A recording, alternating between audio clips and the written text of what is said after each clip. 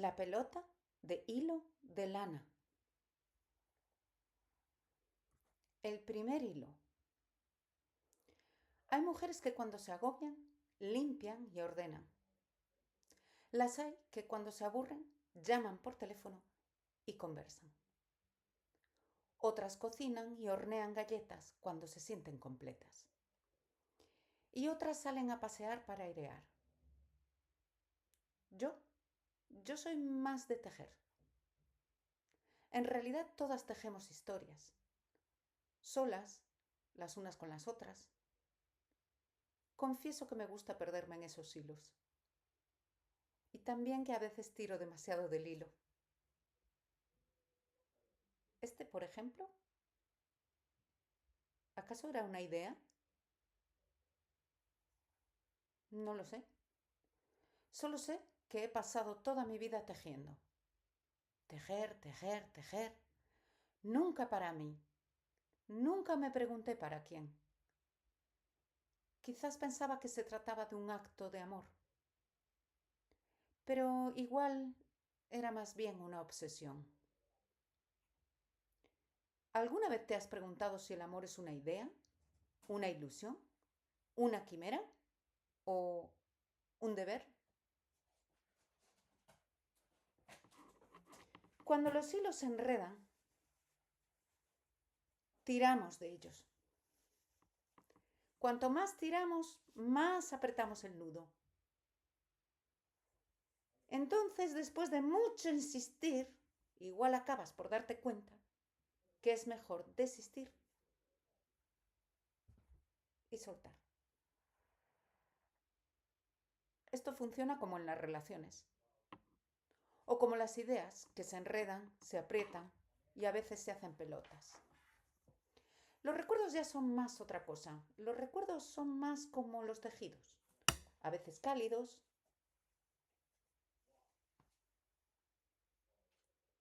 otras deshilachados, otros pican. Escena 1. El calcetín y los zapatos. Una vez, estando yo en segundo de primaria, entró la profesora y dijo: «Quitaros los zapatos, que vamos a hacer gimnasia». No sé por qué no tenía mi chándal, no me acuerdo. Pero sabía que no quería descalzarme porque llevaba un calcetín roto. Intenté convencerla de que estaba muy cansada, que esa noche no había podido dormir. Ella ni siquiera se paró a escucharme. Así que la fui persiguiendo dándole más justificaciones. Que si el día anterior había tenido que ayudar en casa y que por eso me había quedado hasta muy tarde y que, claro, no había casi dormido y por eso me dolía la cabeza, que me podría marear, que me podría caer.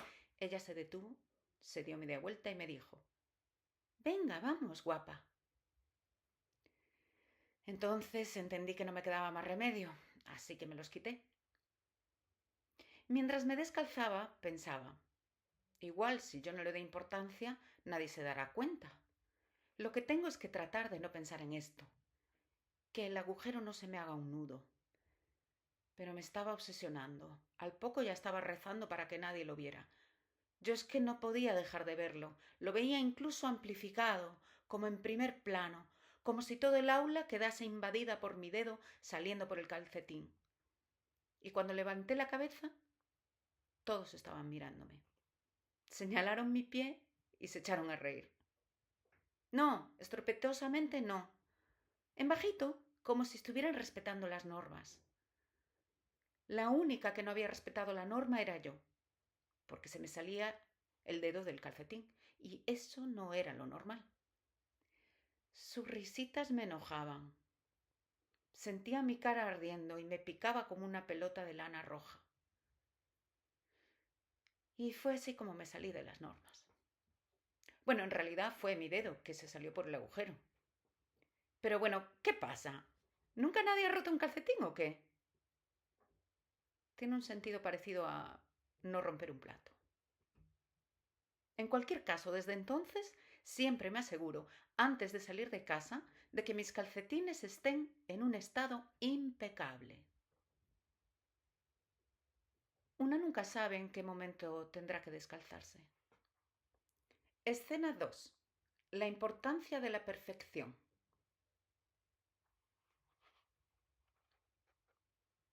¿Qué os parecen estos zapatos? Deberían ser para las muñecas, que se están quietas. Porque si alguien se los pone, seguro que acabará haciendo algún desastre. Aunque no es necesario ponérselos para saber que son incómodos. Por más que en la tienda me asegurasen que son los más vendidos. Una vez, estando en Milán, ciudad de la moda y la elegancia, donde todos visten como modelos sacados de catálogo, en un día triste de lluvia y viento, iba paseando por la calle cuando de pronto la vi. Era una señora como de unos 70 años de edad. Llevaba un abrigo de piel blanco, un vestido corto y apretado, blanco y negro, y unos zapatos negros de tacón de aguja de unos 15 centímetros de alto, por lo menos. Atravesaba la plaza del Duomo con la espalda agachada y las rodillas plegadas, a cada paso más frágil. Caminaba como una figura sacada de cómic. Yo no podía dejar de mirarla. Ella estaba incómoda. No sé si estaba incómoda por tener que sostenerse en aquellas agujas o porque su edad ya no le permitía lucirse como a ella aún le gustaría. Pero se negaba a reconocer que estaba incómoda. Sí, se negaba, porque trataba de parecer convencida. Es que somos así, porque tenemos asumido nuestro papel en la sociedad, ese que nos exige ser perfectas, tanto en el interior como en el exterior. Tenemos que sonreír para que la gente nos mira y nos puede decir, ¡qué guapa! Como si esas palabras curasen todos los males, como si esas palabras lo solucionasen todo. ¿Es posible que ella se viese guapa? Puede que no viese la realidad. Puede que se hubiese acostumbrado tanto a verse tan perfecta que de tanto tirar del hilo de la perfección acabó convertida en una figura de cómic. ¿Acaso esta figura es tan importante? ¿Qué es lo importante? Escena 3. La lucha con la realidad. Lo importante es la realidad, aunque no sea normal, pero que tampoco se vea como el calcetín roto. Y si estuviese roto, no intentemos ocultarlo, porque de todos modos, al final siempre se acabará sabiendo.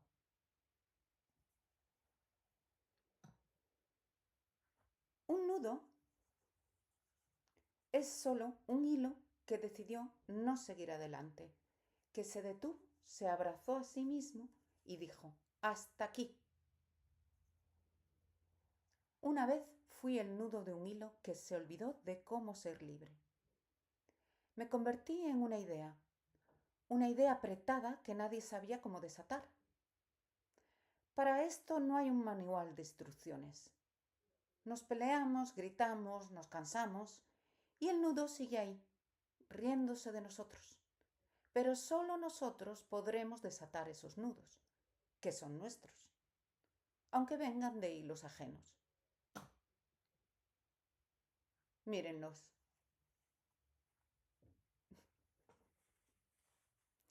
El caso es que si trato de desenredarlos, me dicen que estoy loca. Si deseo ir descalza, me dicen que pierdo mi dignidad.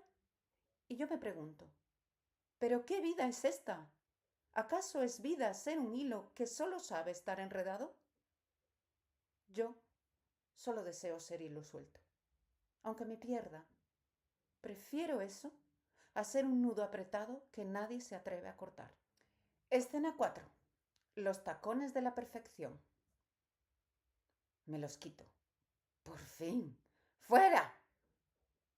¿Saben lo que es caminar kilómetros y kilómetros con un nudo en el alma? Dibujar un paso firme, caminar estirada y segura para que la gente te vea y diga, mira qué elegante.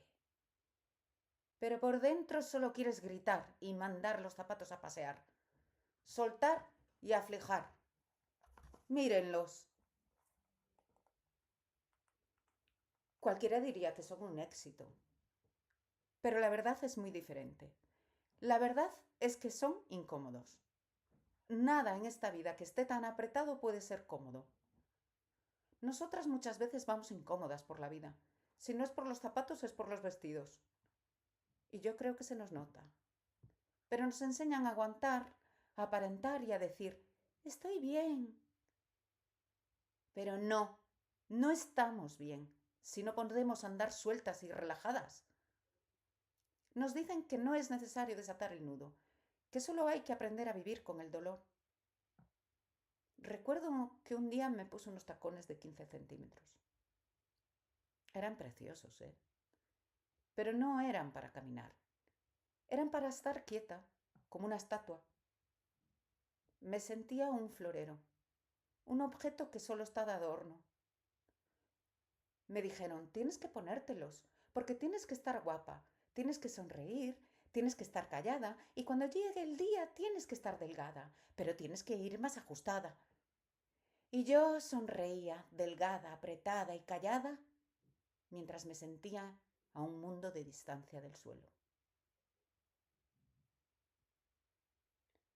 ¿Por qué nos obligamos a encajar en cosas que nos hacen daño? ¿Por qué no podemos andar descalzas, con los pies bien anclados en la tierra? ¿Por qué hay mujeres que no son capaces de salir a la calle sin arreglar? ¿Qué es lo que hay que arreglar? ¿Acaso una mujer sin maquillar significa que está estropeada? El amor también es así a veces. Un vínculo estropeado que queremos arreglar.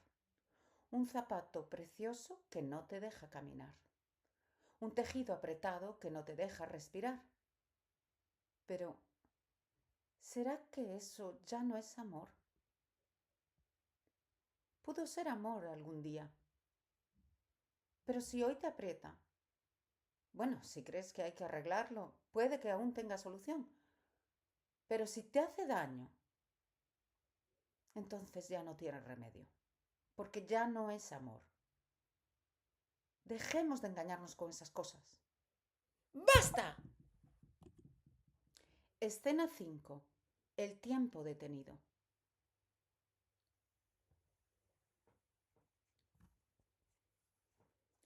Hay un sueño específico que me visita constantemente. Telas de araña, envolviendo las sillas del comedor y la gran lámpara de cristal. Un espejo grande cubierto de manchas de óxido y una silla sin respaldo, donde se sienta una mujer cuyas facciones no se distinguen. Su vestido blanco también está atado con hilos de araña. Intento acercarme para ver su rostro y entonces me despierto sobresaltada por el sonido de mi propio grito. Pasó mucho tiempo hasta que supe por qué soñaba eso. ¿Quién era ella? ¿Alguien la conoce? ¿Eh? Miss Havisham. Sí, la señorita Miss Havisham.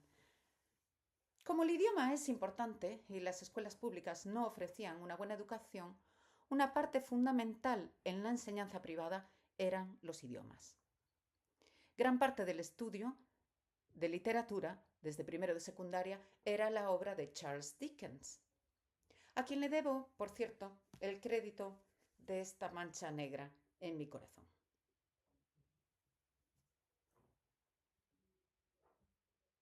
No sé quién pensó que era buena idea abrir los ojos de niños de 10 años a las tragedias del mundo en su época más fea. Grandes esperanzas, tiempos difíciles, historia de dos ciudades, Oliver Twist, David Copperfield. Siempre me llamaban la atención los personajes secundarios, no los protagonistas. Y en la cima de todos ellos estaba Miss Havisham. Yo no estaba con ella en su habitación mientras se ponía su vestido de novia, ni escuché las canciones de felicidad mientras recorría la casa, ni vi sus ojos cuando vislumbró la tarta nupcial al entrar en el comedor rodeada de invitados. No se crean, Miss Havisham no es un personaje fuera de lo común. Más bien es el clásico personaje del ideal romántico, donde el papel de la mujer se puede reducir al máximo. Solo tienen que sentarse a esperar. Pero mi corazón se quebró con ella cuando recibió la carta. Mientras estaba entre la gente, vi cómo le bailaban las letras sobre las líneas, cuando todos supieron que su novio había huido y la había abandonado. Son las 9:20 de mi infancia. Era un momento muy dulce, la hora de la telenovela árabe que estaba por terminar. Mi tristeza era que se acabara y tuviera que irme a estudiar o a dormir. Nunca quería que la manecilla llegase a las 9. Pero para Miss Havisham el tiempo nunca llegó a las 9. Las 9:20 fue cuando leyó la carta y cuando decidió que ya nada se movería después de eso. La manecilla se detuvo, la casa se cerró sobre ella y nunca más se quitó el vestido de novia. Pensó que así estaba congelando el tiempo en el momento de la verdad. Pero la realidad es que todo siguió adelante. Todo excepto ella.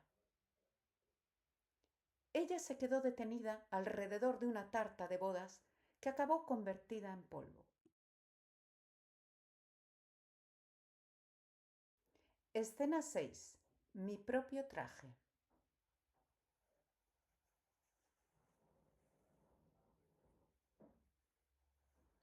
Yo también tuve mi momento. Un hilo que se me enredó y que no pude o no quise soltar. Pero yo no soy un personaje de Dickens. No tengo una mansión cerrada donde esconder a mis monstruos. Yo soy real. Una y otra vez intenté desatar el nudo. Una y otra vez intenté ser libre. Pero el hilo siempre volvía al mismo punto. Yo no me puse un vestido de novia para esperar eternamente, pero me puse un vestido de paciencia, un vestido de espera y verás, de aguanta un poco más. Estaba esperando por una mentira que nunca llegaría. Dicen que la buena mujer es la que sabe esperar en silencio. Supongo que será la misma que no se quita el vestido aunque le apriete. Yo me cansé de ser la guardiana de un tiempo que ya no existe. Me da risa nuestra propia tragedia. Ocupamos el tiempo para no ver el reloj. El tiempo no se detiene por mucho que cierres las ventanas o te ates a los recuerdos. El mundo sigue avanzando, caminando por las calles de Milán llenas de tacones. Y yo sigo aquí, intentando entender si mi hilo es mío o si alguien más lo está tejiendo por mí. Yo no estaba en la iglesia, no tenía pastel, pero mi matrimonio era unilateral. Él siempre llegaba tarde y siempre era yo la que lo esperaba. No necesité el vestido de novia. Me vestí de paciencia y él tampoco vino. Havisham teje la venganza y yo el silencio. Ella encerró a una niña en su casa para vengarse de todos los hombres. Yo me encerré en el papel de buena señora, para que nadie pudiera decir que había fracasado. ¿Cuántas señoras logradas andarán escondidas en la sombra de su marido ausente, congelando su vida y su tiempo sin querer reconocerlo? Todas necesitamos reírnos de nosotras mismas, perdonarnos por el tiempo perdido. Escena 7. Los primeros hilos.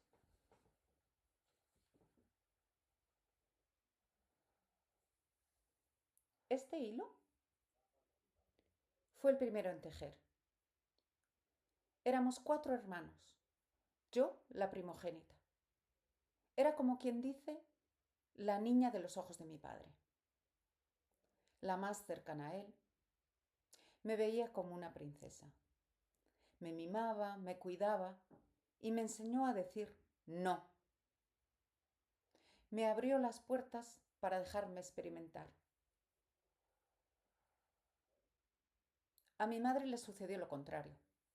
Al morir su padre, mi abuelo, el alcalde, dejó a sus hijos terrenos y fincas, las tierras fértiles para los hombres y las estériles para las niñas. El segundo hilo es cuando mi madre me dijo: quien se casa joven puede ajustarse al marido, como una masa. Yo no estaba muy convencida de querer convertirme en masa, así que rechacé el novio. Pero si no te casas joven, serás una solterona, me decía mi madre. Si tu mente se desarrolla aún más, ningún hombre te aceptará. La creí. Entonces, apenas terminé la secundaria, conocí a otro joven. Este era educado, alto y elegante. A mi madre le gustaba. Un hombre que me escuchaba. Eso era lo importante. Mi madre me dijo: no importa que lo ames, lo importante es que él te quiera a ti. El tercer hilo era de papá, que siempre esperaba que todos los hombres fueran cariñosos al igual que él. Pero cuando mi marido empezó a cambiar, no supe responder. Me escondí. Y pensaba: quizás si digo lo que realmente pienso se molesta. Quizás va a ser mejor que me calle. Igual el problema es mío. Pensaba: pero yo soy una esposa ejemplar. Cuido de mi casa. Una casa que no era mía, por cierto, que en realidad era mi cárcel. Yo era la criada que lo hacía todo, mientras él llegaba tarde. Y para cuando por fin llegaba, se quedaba aislado y encerrado en sus silencios. Escena 8. El hilo del destino. El hilo o el rastro de sangre.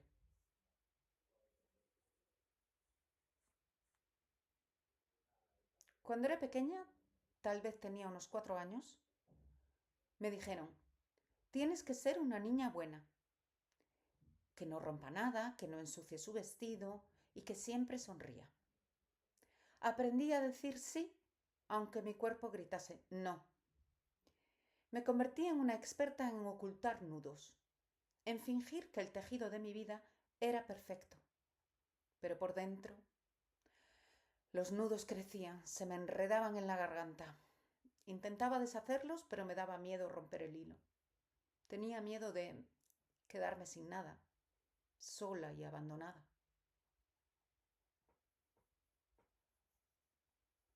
¿Y qué pasó? Que me cansé de repetirme a mí misma: esto es lo que hay. No soy ninguna tonta. No soy el espejo que refleja lo que otros quieren ver. Me negué. Me negué a creer que de verdad esto sea lo único que hay. Me negué a ser la novia que espera. Rechacé todos los pretendientes que solo buscaban una muñeca. Y me arranqué el papel de niña buena y el de buena mujer. El amor no debería ser una prisión, ni un contrato firmado en silencio.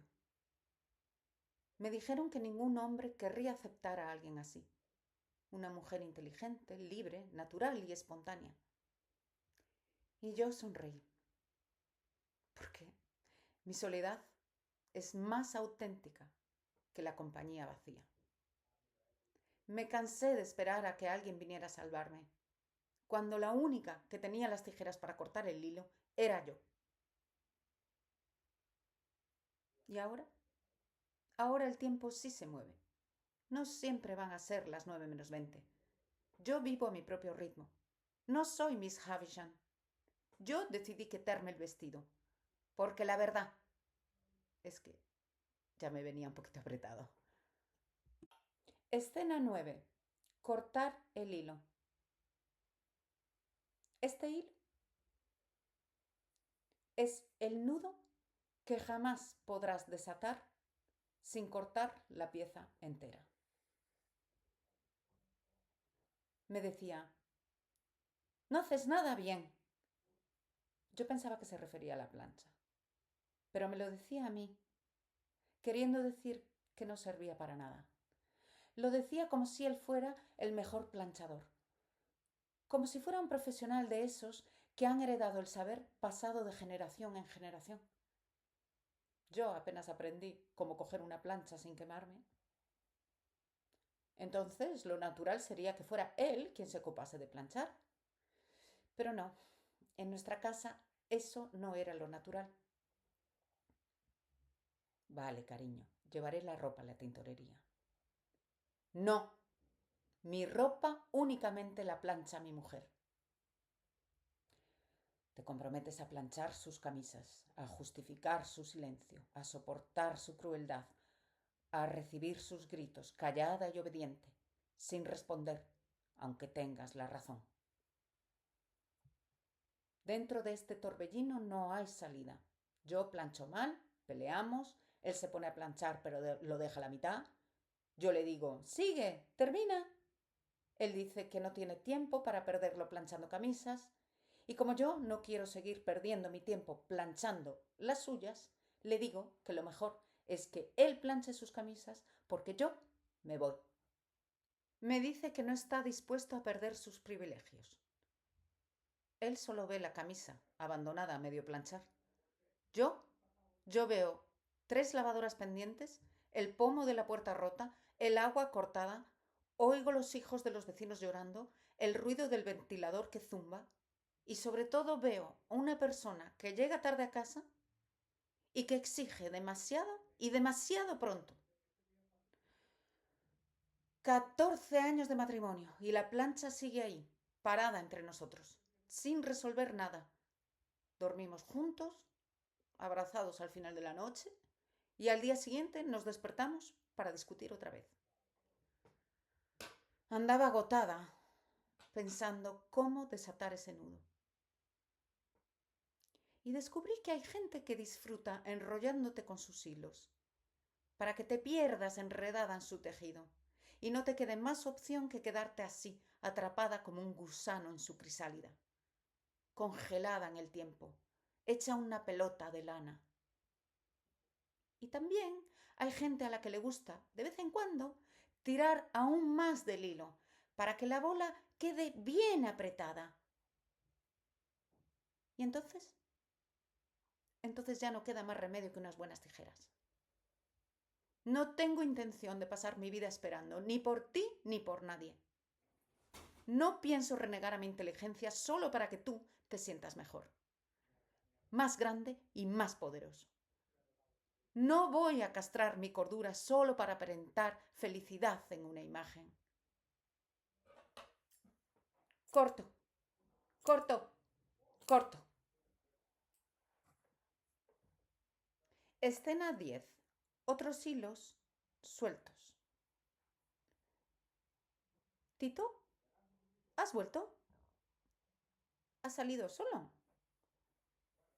Qué guerra me dabas cuando quería yo salir sola. Ven, Tito y Berta. ¿Alguien aquí teme a los gatos o a los perros? ¿Eh? Ah, bueno, pues no los llamaremos.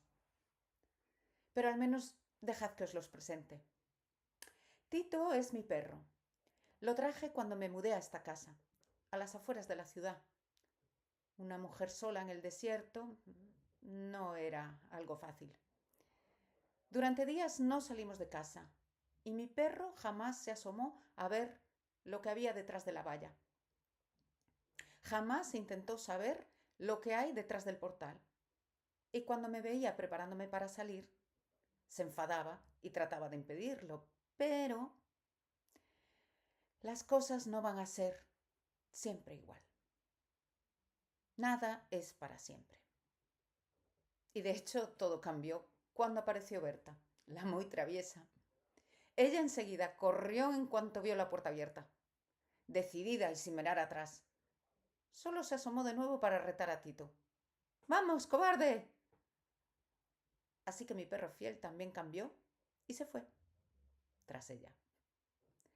Y si no ha vuelto, es que sigue esperando fuera, esperando a saber cuándo volver. Yo también estaba esperando que alguien me dijera: vete, cobarde. Él decía: ella no es una ama de casa, ni una esposa, ni siquiera es una buena foto. ¿Qué foto? ¿La foto era más importante que yo?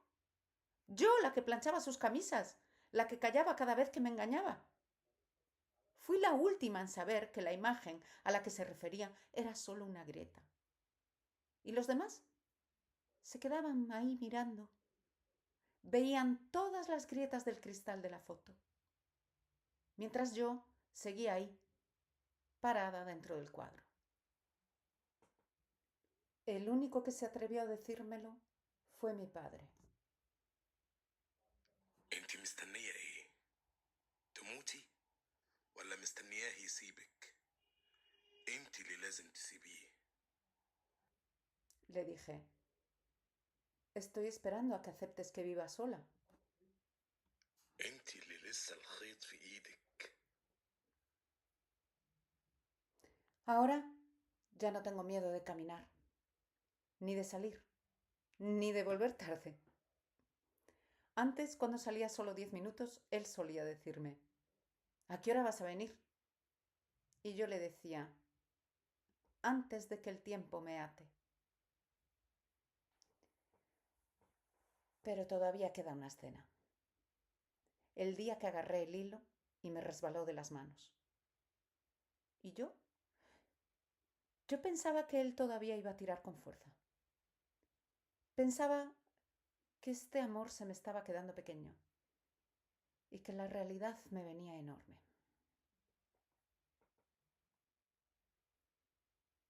Escena 11. El fin del silencio.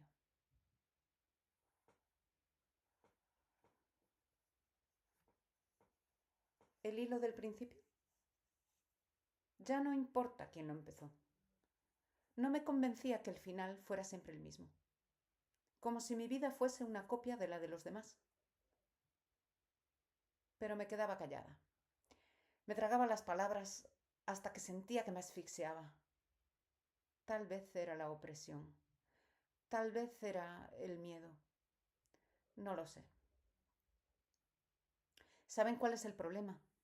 El problema es esa frase que siempre nos dicen: la mujer sabia es la que construye su casa con paciencia, la que aguanta en silencio. Y yo me quedaba callada.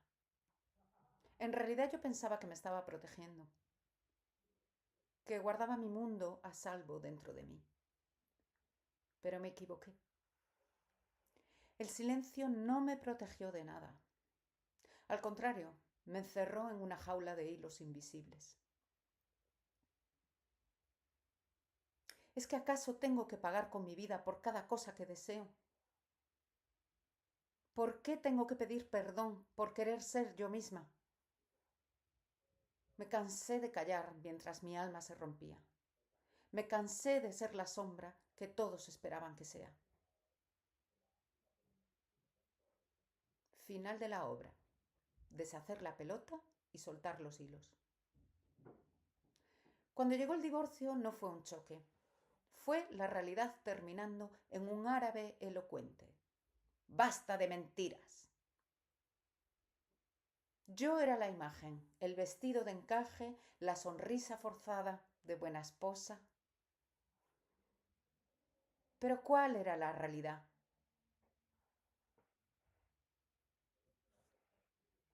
Que yo era solo un marco vacío. La gente me miraba con lástima. Yo era el objeto de ¿qué tal? ¿Cómo estás? De esa gente que pregunta sin esperar respuesta. No desataré todos los nudos. Prefiero aprender de ellos porque con cada hilo que desaté me liberé. Cada nudo era una historia que me tenía atrapada. No quería ser la víctima ni la fuerte. Solo quería ser persona capaz de autorrealizarse.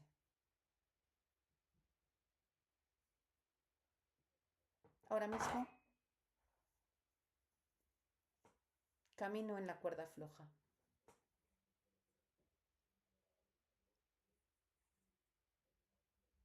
¿Y qué pasa con el miedo? Pues todavía se asoma desde una ventana que se hace cada vez más pequeña. Vivir sola no siempre es fácil, pero es todavía más difícil vivir atada, mientras tu mente está en otra parte. Y como Tito no podía llenar el vacío de la casa, decidí quedarme también con la gata, una rusa color gris. Tito en el jardín y Berta en la casa. Y yo me convertí en la dueña de esta casa, la que manda y ordena. Berta, Tito. Cada uno me quiere a su manera.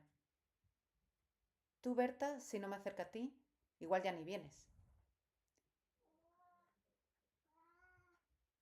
Y Tito, si yo no vengo, te pones muy triste. Uno no puede vivir sin mí. Se alegra cuando me ve y tiene más miedo por mí que yo misma. Un perro fiel en exceso.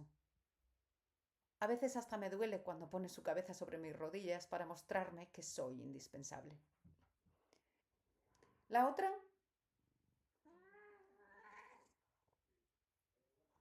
viene a recibirme a la puerta, se desliza como una pelota por delante de mis pasos, para que me agache a acariciarla. Si se enfada conmigo, me mira de reojo y se aleja. Y si no le doy atención, se va a dormir a un rincón. Su libertad tiene cierta frialdad, pero tiene mucha dignidad. Y es real. Desde luego no hay nada más auténtico que un gato. O una gata, vaya. Para el caso es lo mismo. Antes yo era como el perro. Corría, regresaba, intentaba complacer, esperaba, daba todo mi amor incluso si no recibía ni la mitad. Y después aprendí a ser como una gata. Elijo mi lugar, hago lo que quiero, nadie me ordena ni me obliga, ni me convence, a menos que yo lo quiera. Somos como los animales. Pero nos olvidamos de que somos animales. No, por instinto no, por necesidad. Hay gente a la que le gusta estar atada, como el perro. O que le gusta atar a otros, y si los dejas se vuelven locos. Y hay gente a la que le gusta andar por las ramas, caminar por el borde del tejado, entrar y salir, observar desde lejos, como el gato. ¿Y tú? ¿Quién eres? ¿Perro o gata? Yo, después de pasar 14 años como una perra atada, ahora vivo sola en mi mansión, libre como una gata, donde hay lugar para el perro que me ama y dignidad para la que la gata pueda estar cuando quiera. No voy a deshacer todos los nudos. Pero tal vez aprenda a caminar con ellos, sin tropezar. Porque cada pelota que conseguí deshacer me despojó de una ilusión. Cada nudo que desaté fue una liberación de mi alma. Cada hilo que solté era una historia que estaba atada a mí, pero no por mí. No quiero ser la víctima, ni tampoco quiero ser la fuerte. Quiero ser la fuente de mi vida. En realidad solo quiero ser persona y ser hilo suelto para tejerme a mí misma de nuevo.